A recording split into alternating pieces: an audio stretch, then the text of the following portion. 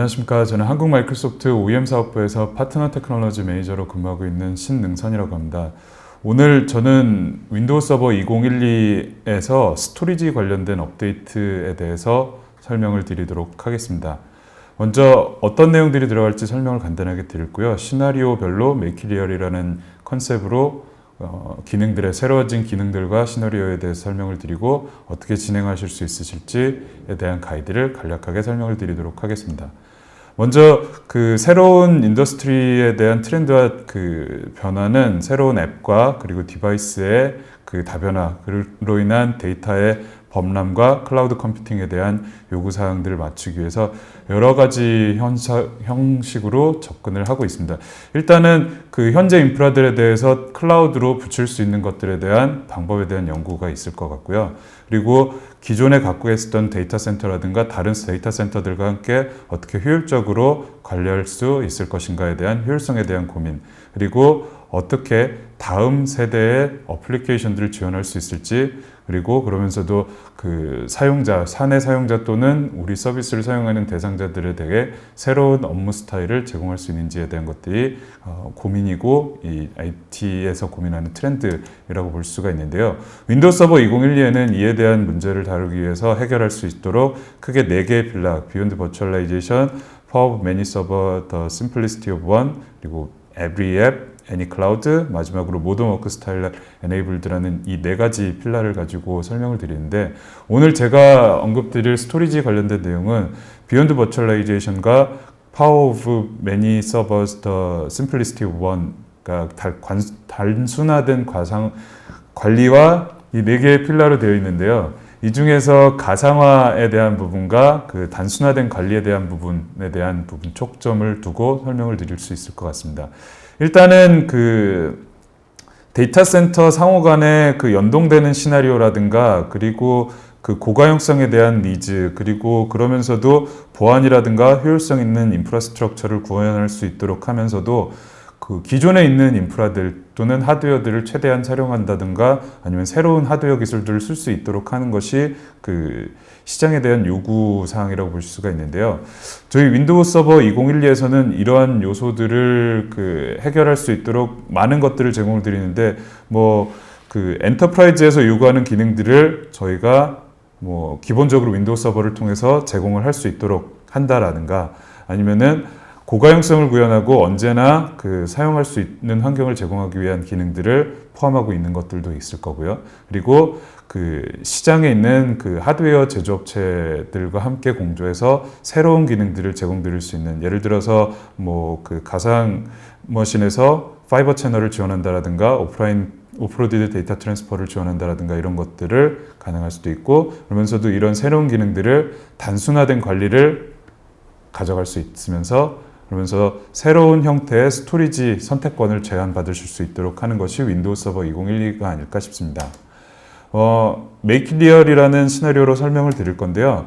크게 5가지, 뭐 실질적으로 기능에 대한 부분은 3가지, 앞에 3가지에서 대부분 다 나오지 않을까 싶습니다만은, 먼저 그 엔터프라이즈에서 요구하는 기능들을 그 시장에 있는 표준 하드디스크를 위해 가지고 구현할 수 있는 시나리오를 가지고 말씀을 드릴 거고요. 그리고 그 아까 2번째로 설명드렸던 내용들이 고가용성에 대한 구현들, 그리고 계속 지속적으로 서비스를 할 수 있는 방법들에 대한 제안을 드릴 거고, 그리고 어떠한 이노베이션을 어떤 인더스트리 파트너분들과 진행을 하고 있는지에 대한 내용들, 그리고 그 관리에 대한 단순화된 부분들, 마지막으로 이런 것들을 어떻게 선택해 나아가실 수 있는지에 대한 설명을 드리도록 하겠습니다.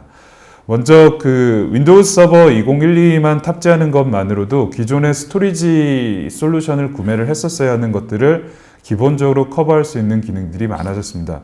뭐 스토리지 스페이스에 대해서 먼저 설명을 드리도록 하겠습니다. 스토리지 스페이스 같은 경우에는 기존에 가지고 계셨던 시스템 또는 서버에 부착되어 있는 여러 개의 그 하드디스크나 아니면 피지컬 물리적인 스토리지들을 하나의 가상화된 스토리지 풀 형태로 만들어서요.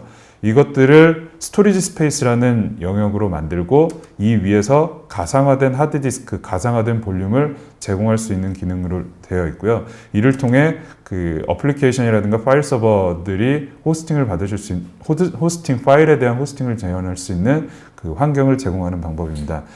일단은 그 스토리지 스페이스에 대해서 데모를 통해 먼저 보여드리도록 하겠습니다. 제가 지금 디스크를 가지고 있는데 이 서버 같은 경우에는 지금 제가 여러 개의 서버를 일단 등록을 시켜서 관리를 하고 있고요. 그 중에 특정 서버들에 대해서 설정하는 시나리오를 가지고 어떻게 스토리지 풀을 구성하고 그리고 이 영역을 구성할 수 있는지에 대해서 설명을 드리도록 하겠습니다. 지금 현재 MSTN STG03이라는 서버에 연결되어 있는 물리적인 서버인데요. 이를 통해 그 실제 디스크를 가상 디스크 형태로 만드는 과정을 보여드리도록 하겠습니다. 스토리지 스페이스라는 것은 실질적으로 물리적인 서버에 연결되어 있는 여러 개의 디스크들이라고 볼 수가 있습니다. 이를 하나로 묶어서 저장소 풀이라는 스토리지 풀로 만드실 수가 있는데요. 스토리지 풀을 예를 들어서 STG03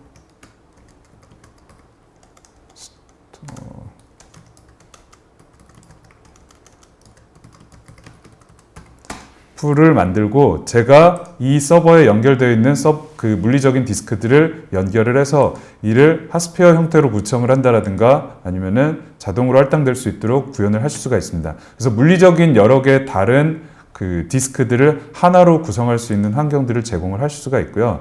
그리고 나중에 서버에 하드디스크가 추가되더라도 이 부분을 추가해서 이 저장소 풀에 추가할 수 있도록 되어 있습니다. 저장소 풀이 만들어지고 나면은 이 저장소 풀 위에다가 가상 디스크, 가상화된 디스크 볼륨을 만들어내실 수가 있는데요. 일단 보시면은 그 저장소 풀을 선택하도록 되어 있는데 제가 방금 만들었던 STG03 스토리지 풀, 저장소 풀을 선택하도록 하겠습니다. 일단 이름을 선택하게 되어 있고요. STG03 V 디스크라고 지정을 하고 여기에서도 다시 한번 그 레이아웃을 정할 수가 있습니다. 그러니까 단순화된 거는 기존의 스트라이핑 형태로 알고 계셨던 볼륨을 구성하는 방법과 동일하다고 볼 수가 있고 미러링 역시 그 시장에서 알고 계신 미러링이랑 같다고 보실 수가 있고요.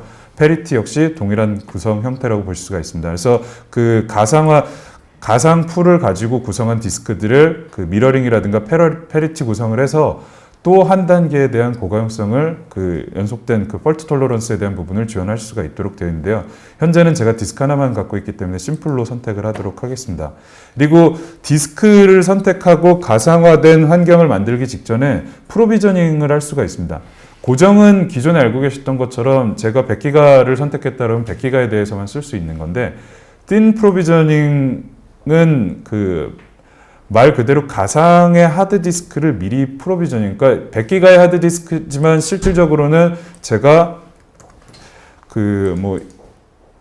1테라바이트, 1000테라바이트 지금 펩타바이트를 구성을 해서 이렇게 선택을 했을 경우에는 실질적으로는 이 제가 설정한 용량이 되지 않더라도 보시는 것처럼 이 디스크에 대해서는 제가 지금 프로비저닝한 디스크 같은 경우는 보시는 것처럼 펩타바이트의 디스크가 프로비저닝이 되어 있는 걸로 보실 수가 있습니다. 그러면 제가 여기에서 설정된 것 중에 일부를 한 5테라바이트 정도, 50테라바이트를 선정을 해서 해당 서버에 볼륨 형태로 선택을 할 수가 있고요. 파일 형식은 NTFS가 있고 이따가 설명드리겠지만 리잘런트 파일 시스템이라 그래서 저희가 이런 그 고가용성 파일 시스템을 구현할 수 있도록 하기 위해 조금 더 새롭게 제안드리는 파일 시스템을 가지고도 구현할 수가 있도록 되어 있습니다. 그래서 파일 시스템을 선택을 하시고 볼륨 네임을 원하시는 대로 설정을 하시고 나면은 또 다른 메뉴가 있는데 미리 말씀을 드린다 그러면은 데이터에 대한 중복 레벨을 싱글 인스턴스 레벨이 아니라 청크 레벨, 그러니까 그 파일에 있는 파일의 그 구성 요소에 있는 디스크 레벨에 있는 것들을 그 분석을 해서 이 중복을 제거하는 기능들을 윈도우 서버에서 기본적으로 제공을 할 수 있도록 되어 있습니다. 이 기능들을 기본적으로 활성화하실지 아니면 필요에 의해 사용하지 않으실지도 선택하실 수가 있고요. 뭐 저는 여기서 사용을 한다라고 가정을 하겠습니다. 이렇게 설정을 하고 만들고 나면은 이 제가 설정한 내용들에 대해서 그 볼륨들을 만들고 선정을 해서 결국에는 그 해당 디스크에 가상화된 그 프로비저닝된 내용을 기반으로 만들어지게 됩니다. 실질적으로 제가 100GB의 하드디스크를 가지고 시작을 했지만은 프로비저닝 자체는 1펩타바이트까지 제가 구성을 했고요. 씬 프로비저닝 기능을 이용을 해서, 그리고 가상 하드디스크에 그 1펩타바이트 디스크 중에 5TB만을 일단은 볼륨으로 할당했는데, 나머지 995TB 같은 경우에는 추후에 필요에 따라 디스크를 볼륨 단위로 생성해서 만들어내실 수가 있고요. 해당 볼륨은 아까 보셨던 NTFS 파일 포맷이 될 수도 있고 REFS, Resilient File System 포맷이 되실 수도 있도록 되어 있습니다.